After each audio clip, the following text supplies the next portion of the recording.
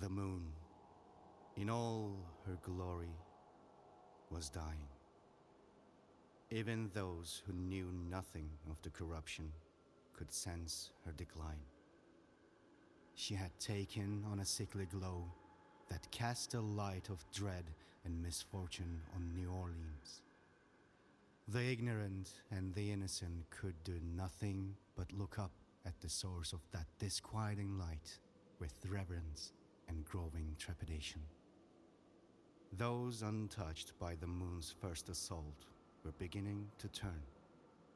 Panic began to spread, and alongside it came despair, exposing more hearts to the devastation of her pallid effervescence. O Night's Eye, mother of twilight and tide, could your steady pulse fall still? Could your light be dimmed and put out? Those who knew of the corruption were recruited to end the tragedy.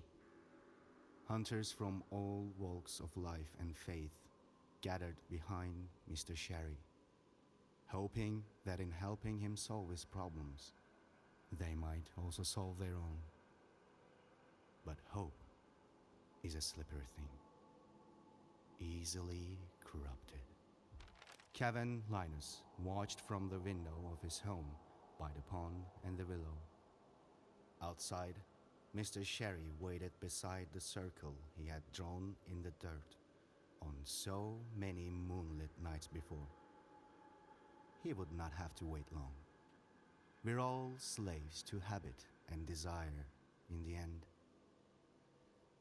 The sound of her footsteps preceded her grim silhouette, and Mary Ochankov walked straight into the circle without hesitation or greeting. The dirty, dripping bag in her hands began to burn first. Her clothes quickly followed, and as the screams began again, Kevin wept. He would scream with her, would share her pain, and stop the terrible cycle. But though he tried, no sound escaped his mouth. As the flames grew, twisting their way around Mary's neck, she suddenly snapped her head toward Kevin, a knowing, accusatory expression on her face, while Mr. Sherry looked on in sadistic glee.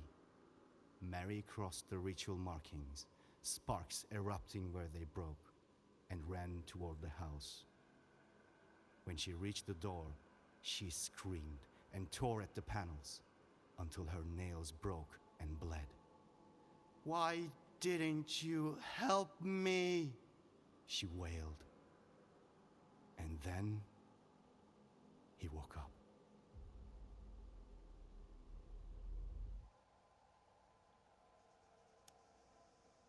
All the encounters had been the same. The chase, the trails of blood, the confrontation and the defeat. As cyclical and constant as the moon. The only thing that had changed were the snakes. Kevin Linus had been pursuing Mr. Orwell Sherry for weeks across southern Louisiana. From New Orleans to Baton Rouge and back, the boy had followed the AHA administrator's trail, his focus interrupted only by the hunter-assassins Mr. Sherry hired to stop him. But the moon had been gracious in her blessing, and Kevin had gained an otherworldly intuition for gunplay and combat. All went back to Mr. Sherry unable to hunt. He finally cornered Mr. Sherry in Ascension Parish. My, how you've grown, Mr. Sherry said as he spread his arms in mock welcome. His 3 hunter companions kept their guns warily trained on the boy. "Haven't you done enough?" Kevin replied, pointing his pistol at Mr. Sherry's head. But all the man did was smile. "Young man, you're in my way." At that, Mr. Sherry snapped his fingers, and a shot rang out into the night. Kevin looked down to see a red blossom blooming from a hole in his stomach. He looked up, and a second shot rang out.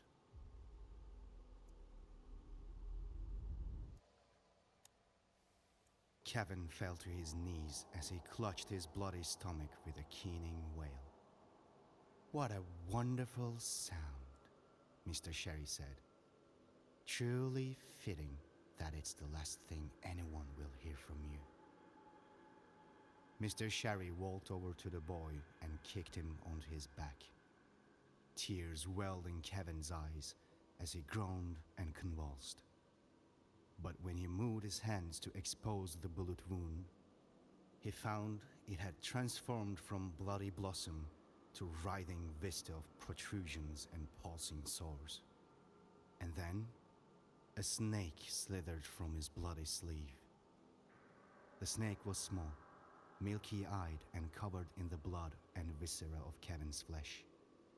Kevin ripped at the shirt, widening the tear to reveal a coiled brood of small snakes nested in the wound, as if just hatched scaly maggots uncoiling themselves from his flesh.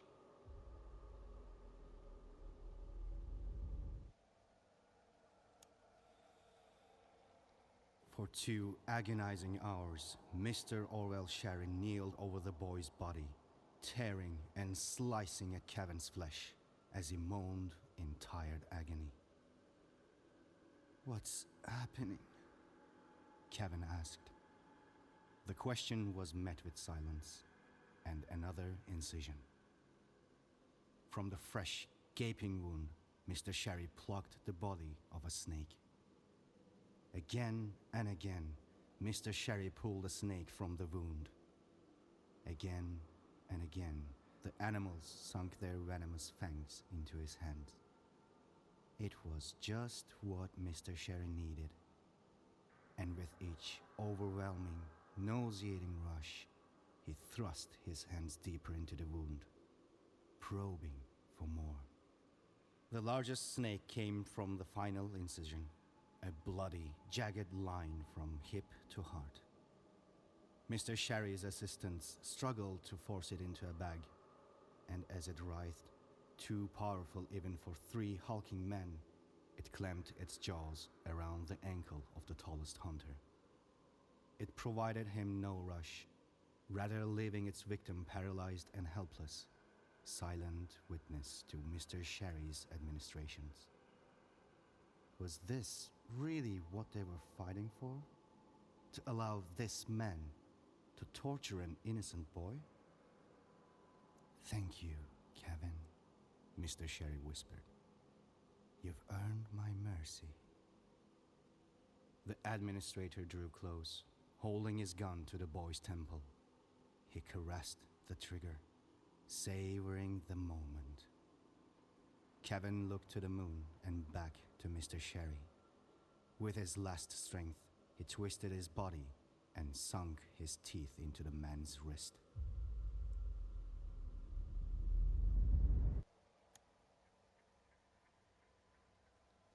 Deep in King Snake Mine, Isaac Powell, known to most only as the Night Seer, watched Ira Ozol's weaving. Strips of dried flesh dipped in rosemary oil, willow splints and straw combined to form the shape of a large basket-like structure. Oil dripped from its plaits, and footsteps echoed from the direction of the nearest mine shaft. The flickering lamp was disturbed by a faint breeze, and the shadows danced as Mr. Sherry entered the dark cavern. He regarded Ira's work and nodded. He then turned to acknowledge the imposing hooded hunter who sat in the corner, gently stroking the head of the enormous snake coiled around their neck. "Isaac, you didn't tell me you had already met." Mr. Sherry regarded the figure in the corner with respect. "A rare occurrence." "He keeps to himself," came the gruff reply. The figure rose and turned towards the Night Seer, menacing. "Isaac, I believe they would rather not be addressed as he, returned the administrator. The Viper is a valued guest. Show some respect. At this, the Viper stepped into the swaying light of the lamp. They were dressed simply, practically, feet bare and undisturbed by the rocky floor. The large snake coiled around their neck lifted its head, appraising the two men. The Night Seer cautiously nodded. "My apologies," Isaac said. "We haven't had the opportunity to exchange many pleasantries. I was surprised to find the sinners were already involved. I've been looking for someone fit to the task for a long time. The sinners sent the Viper and..." Mr. Sherry looked to the Viper to provide the name of the snake. "Delara," came the Viper's response, their voice the rough whisper of a person who does not often speak. At the final syllable, the snake adjusted itself around the Viper's throat. Mr. Sherry nodded, then spoke again. "It's time for the night of the hunters and the sinners to bury their quarrels. We need to work together, much as that pains us both." "You think Finch would like hearing you say that?" Powell scoffed. "Isaac, you know I believe in your vision, but I must maintain my position with Finch until the time is right." Something dangerous glinted in Mr. Sherry's eyes as he spoke. Isaac grunted. "But politics aside, this is why we're here." Mr. Sherry raised his arm, and a snake silently slithered from his sleeve. "There's a new breed. Already adults after only a few days. Exquisite venom, and so hungry." Mr. Sherry paused, before looking between Isaac and Viper. "Simply insatiable." It was unclear if he was referring to the snake or himself. He smiled.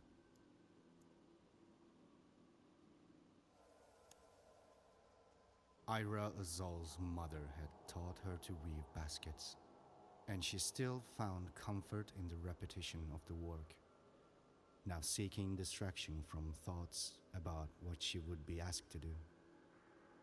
The Night Seer had trusted her with the task, much to the chagrin of Nadia, his most loyal acolyte.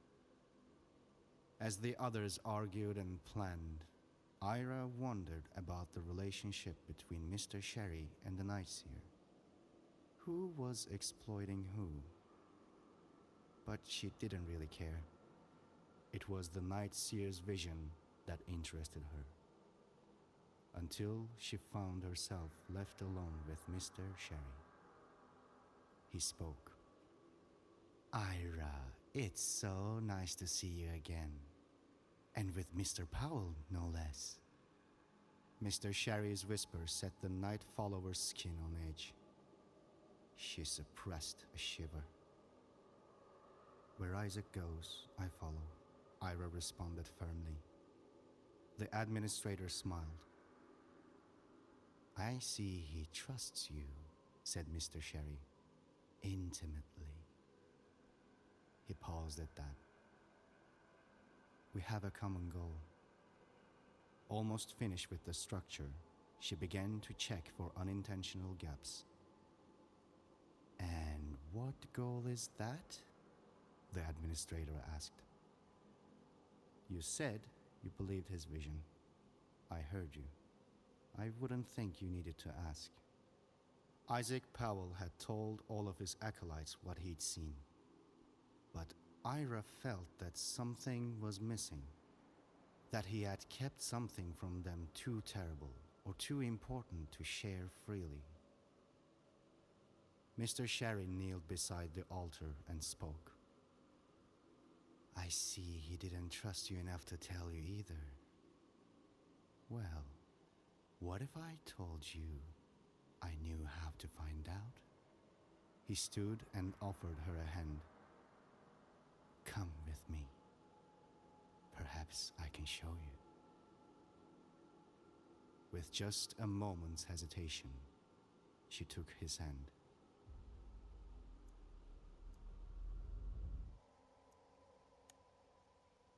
Be strong and courageous. Do not be afraid. Do not be discouraged. For the Lord, your God, will be with you wherever you go. Mary Burgess spoke the words into the stock of her Wetterly before looking to her partner. Cersei Elias looked back at her and murmured a quick amen before moving forward into the night. Cersei wasn't exactly religious, but with the mission ahead of them, any help, divine or otherwise, would be welcome. The moon was full and bright, and they moved slowly and surely. Mr. Sherry had introduced the two women after they had accepted his contract. Mary was easy to convince. The bayou was full of sin, and Mr. Sherry was a servant of the Lord. If there was someone after the administrator's life, then she would ask God for forgiveness and do what had to be done. Cersei was more difficult to convince. She was single-minded in her pursuit of the creature that had murdered her sister and stolen her skin. And as the last heiress of the Elias fortune, she did not care about gold or glory. Mr. Sherry used an old trinket, a locket with a portrait of Cersei's family, to earn a favor from the witch hunter.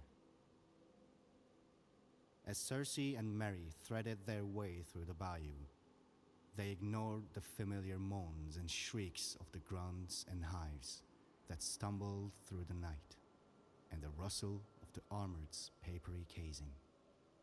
But what caught their attention was a soft whimpering, human and suffering, from within a half-collapsed shack, camouflaged by rotten clumps of netting and earth. Cersei nodded at Mary, and they readied their weapons. This was the place, and their quarry clearly injured. They'd be done in time to take morning communion.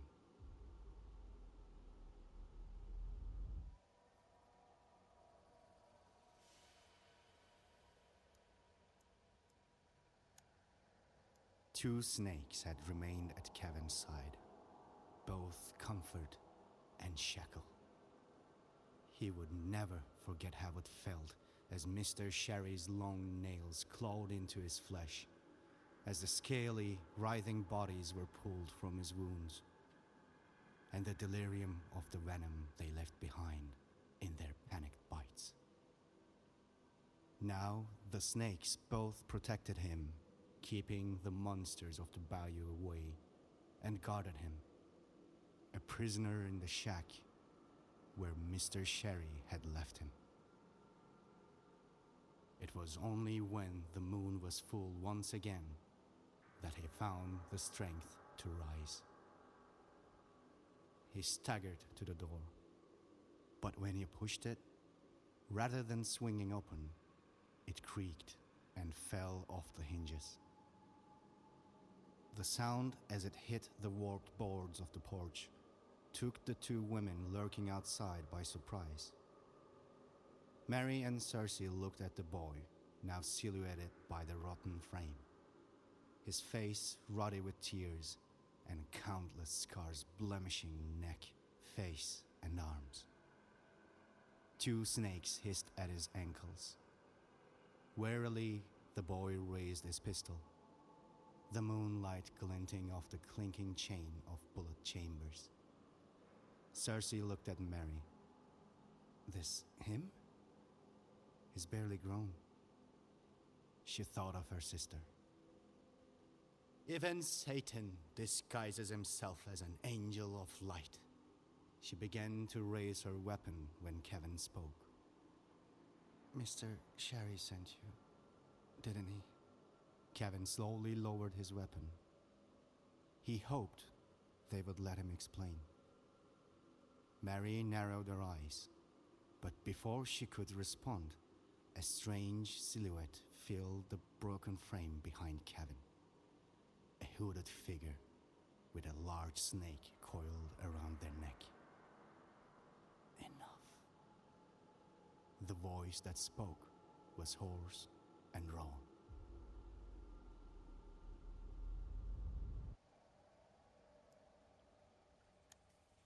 The vipers slowly brought their arm up to Delara's fanged mouth. The snake flicked her tongue once, twice, and then gently sunk her teeth into the viper's wrist. The viper's body quaked as Delara's venom flowed through their veins and into their heart.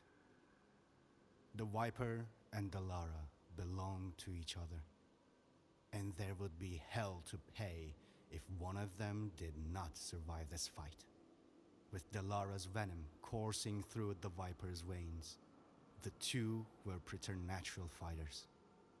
But the hallowed gifts of the moon kept Kevin agile and deadly, and every shot rang true. Meanwhile, snakes of all sizes were rapidly converging outside of the shack, surrounding Mary Burgess and Cersei Elias, where they now stood back to back. Inside, bullets ricocheted and splintered the walls as Kevin and the Viper fought. Kevin had grown wary of violence and death. Yet, violence and death had not grown wary of him. Delara approached from the right, jaw unlocked and fangs dripping, and the Viper from the left. Kevin fired at the Viper, but Delara, lunging to protect her ward, intercepted, and Kevin's bullet met flesh. A broken, airy scream rang out from the shack.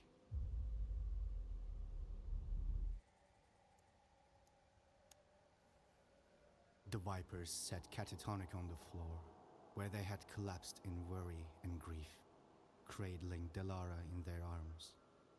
Cersei had applied a healing salve, and Mary had bandaged the wound and staunched the bleeding.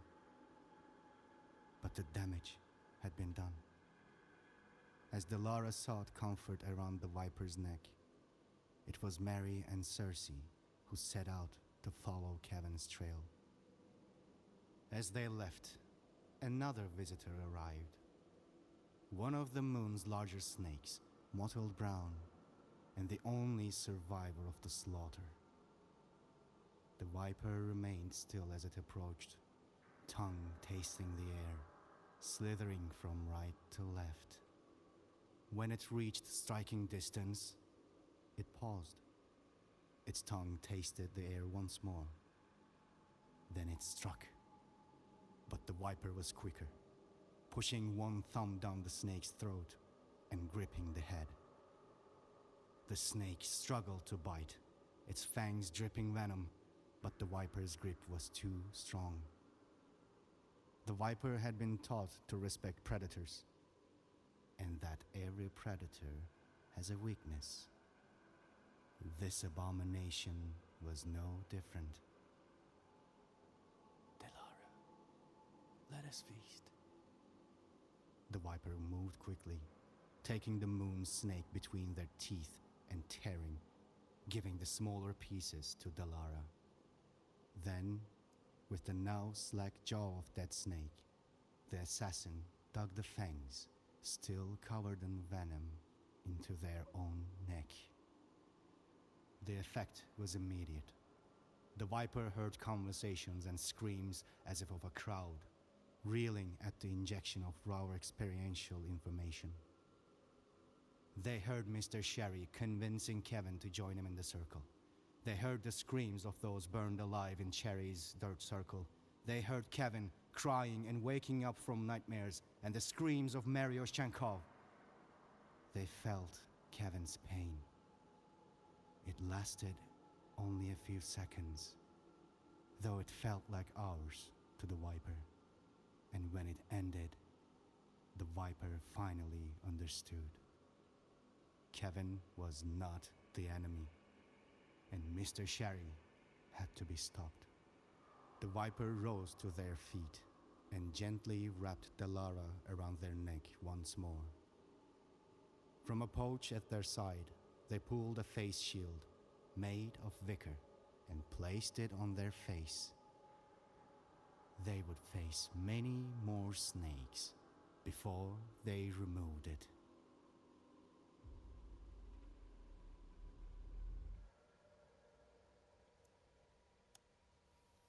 The vile fumes of the black dye filled Ira Ozol's nose, and she fought the feeling of panic rising in her chest as she tightened the blindfold around her eyes.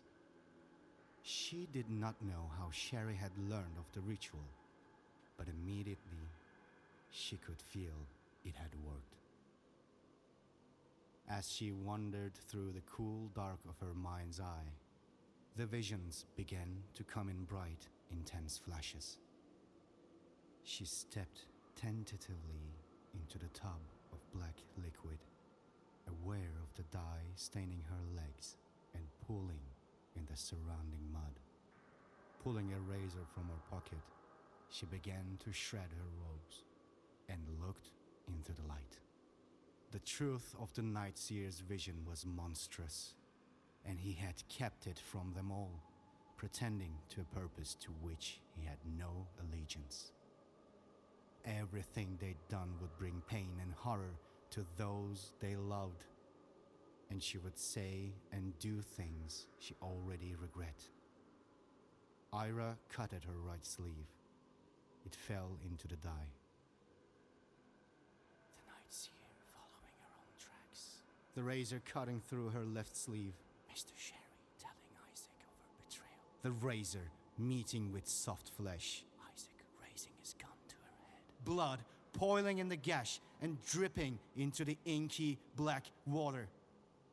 She retched again and wept. Kevin didn't make it far from the shack. Instead, he curled himself into a patch of brush and rocked. The screams of the Viper over Delara, becoming one with the screams of Maryochenko as she burned. He wished the moon would comfort him again, but she too was sick and tormented. He had failed.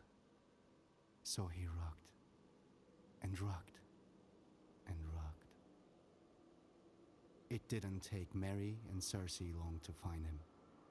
He was tired, so tired. So he sat very still and waited. Next, voices. The Viper, now masked, had caught up to the hunting party as well. He had failed, and now he had been found. He did not make a sound as the women pulled him from the bushes. Why is it? The Viper's rough whisper began, muted slightly by the wicker mask. That man wants you dead. Because I want to stop him.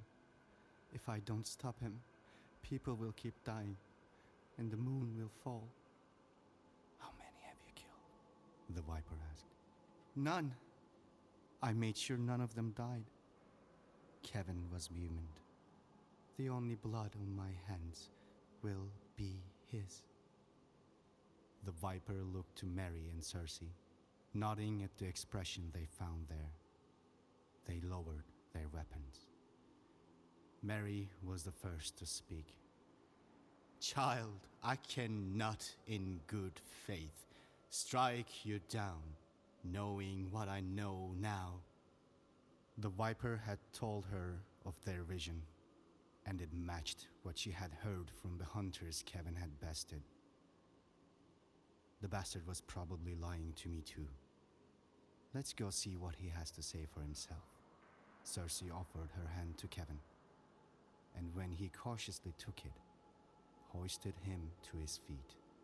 The Viper picked up Delara and placed her once more around their neck. They nodded.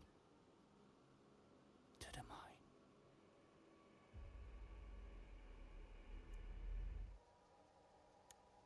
The group of four cautiously entered Kingsnake Mine, to the sound of gunfire echoing from its depths. Mr. Sherry had told only a handful of hunters about his sanctum. They paused, listening. But as they did, the gunfire stopped. Enter now and witness the end of the Night Seer, or go your own way. The voice echoing out from the mine belonged to none other than Ira Ozolz. The four looked at each other, then headed deeper into the mine. At a junction, in the flickering light of the oil lamps, they found Ira Ozolz and the Night Seer poised in a standoff with weapons drawn. They were both ragged from fighting, and bullet cases littered the floor. And what's all this about? Cersei asked. His vision is nothing but a means to send us all to hell. I will not let him corrupt another soul for his gain, Ira said. And I... Here she took a deep breath, clearly winded from the fight. I'm going to stop him. I will cut out this false seer's tongue, and we can continue our work, the Night Seer hissed in reply, eyes still fixed on Ira. And I see you brought the boy. The boy isn't our enemy, Cersei said, walking confidently towards the Night Seer. We've been lied to. Kevin felt a reassuring hand on his shoulder. It was the Viper. He took a step forward. Listen, okay?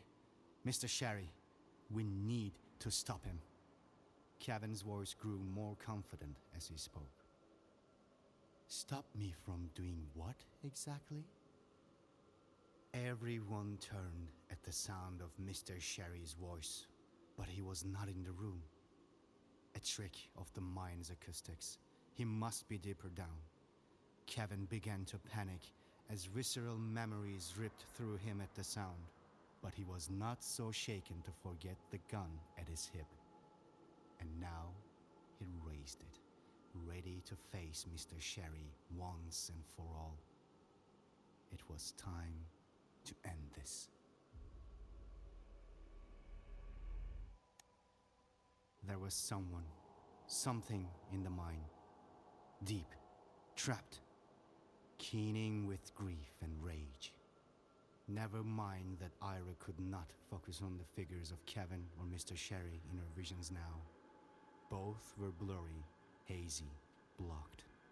Never mind that Isaac Powell had his gun trained on her, and that 4 more arrivals had just complicated their standoff. That she could handle. But whatever was at the bottom of that mine, she wasn't sure any of them were prepared to handle that. The others continued their arguments, unaware Mr. Sherry buying time with meaningless words and empty smiles. Kevin stammering on about the moon, and that damn nun always quoting the Bible. Mr. Sherry was addressing them all.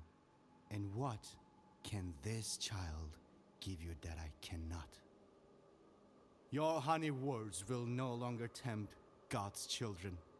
Mary went to stand by Kevin's side. The boy was trembling, but he steeled himself for the fight.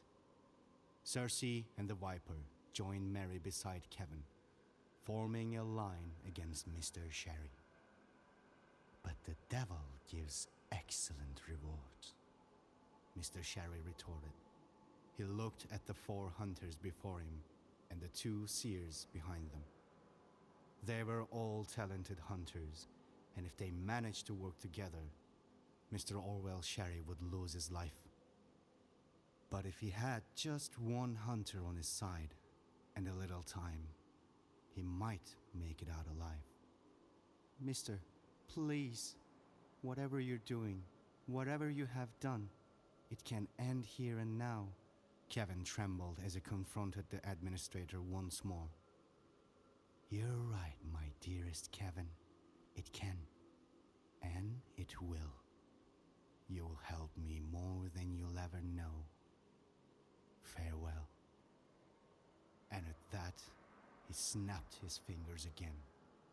From behind the four hunters, Isaac Powell moved his sight from Ira to Kevin and fired. And Kevin fell. In that moment, it felt as if time had stopped. The hunters froze in disbelief as Kevin's body crumpled to the ground. They did not try to stop Mr. Sherry and Powell as they ran towards the surface ward passage. The Viper fell to their knees and cradled Kevin in their arms. It was the dynamite lit by Mr. Sherry as he ran that brought them all to their senses. An explosion, a rumble, and a collapse. They were trapped in Kingsnake Mine.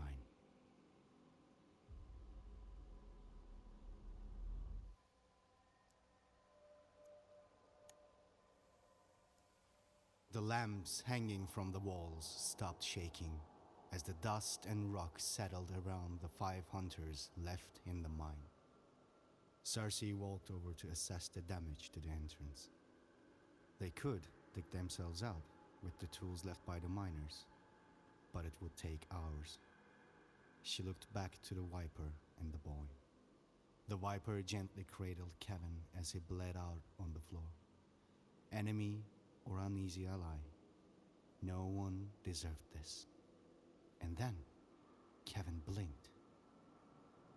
Where am I this time? The boy looked around and came face to face with Delara and the Viper, both shocked to see Kevin alive. Lazarus among us, Mary whispered as she and Cersei ran over to join them. How is this possible? Cersei asked as she kneeled down to Kevin. She raised his head to observe his now mending wounds, bone and flesh popping in like a mushroom in bloom. The moon. I can't rest until she's better. Kevin closed his eyes, curling into the arms of the Viper as he healed. Linus isn't supposed to break promises. Delara curled her tail around the boy's arm in silent reassurance. The 3 hunters exchanged a determined glance. They had seen how cruel Mr. Sherry could be. We will help you end this, the Viper spoke, but all nodded in agreement. On the other side of the mine, Ira gasped. The thing in Kingsnake's depths was coming into focus. We'll have to fight soon. Get the boy to safety, Ira said as she reloaded her gun. What the? Cersei was interrupted by a piercing wail. Kevin, still healing, thrashed, trying to crawl away from the sound. He'd heard that scream of anguish countless times in his nightmares. What is it? The Viper pretended to be calm, but the rasp in their whisper gave away their worry. She's here. He couldn't say more. Something was coming to greet them from the depths